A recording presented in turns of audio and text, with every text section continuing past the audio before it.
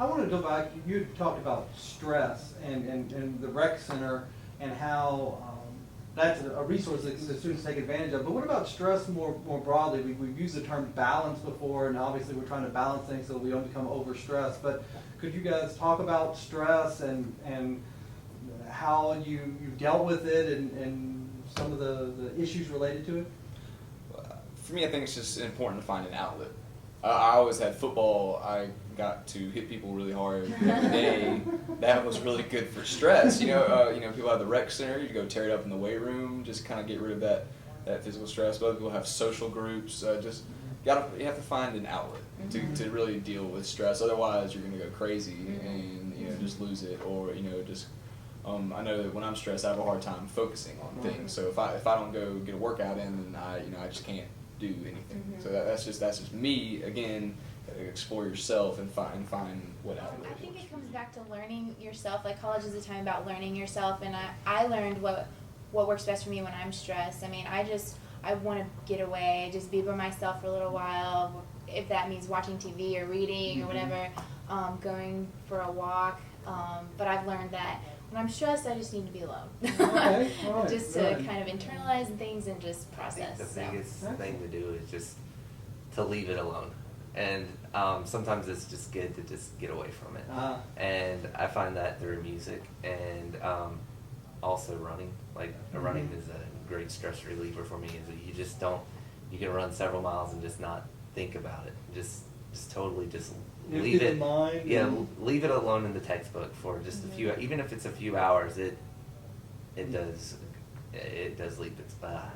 It does great things. So right, you can come back feeling refreshed and maybe right. It may have a new approach or a new way of thinking by the time you get back. Just leaving it alone. A lot of times you'll sit there and just run over constantly the same thing over and over again, and Just then leaving it alone and stopping and coming back, you're like, oh, why didn't I think of that already? So that's a great point. Chelsea, any stress in your life in the years you spent here in South Alabama? Definitely. I still struggle with stress. I haven't really found my outlet to how to get rid of it, but I just try to channel it into creativity and into writing, and I usually write better when I'm completely stressed out. So that brings up a point. I've had students tell me when I say, don't procrastinate, start on this now. They're like, no, I need the stress to drive me to do it. And that sort of flies in the face. Charlie and I think Sam and was talking about, breaking into increments, start early, time management.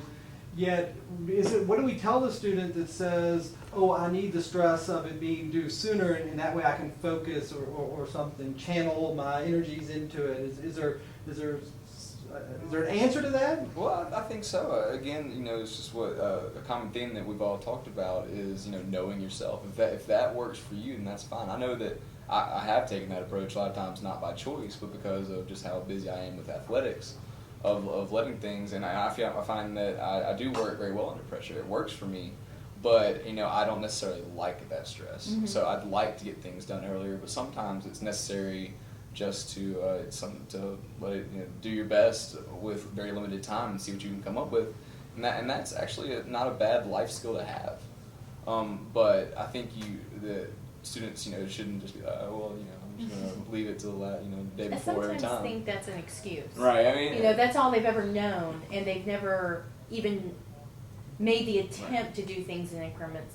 Right. So, if you try doing something ahead of time, and then you're like, wow, I don't have to worry about that, and it really will change things. But at the same time, sometimes you don't have a choice. Right. So right. You may hate that class, you may hate that assignment, you may hate that paperless if you start on it early and go, well, that wasn't so bad. That professor was actually reasonable in what they asked me to do because they assigned it the first day of class and they didn't expect it till after midterm. So if I actually took advantage of that.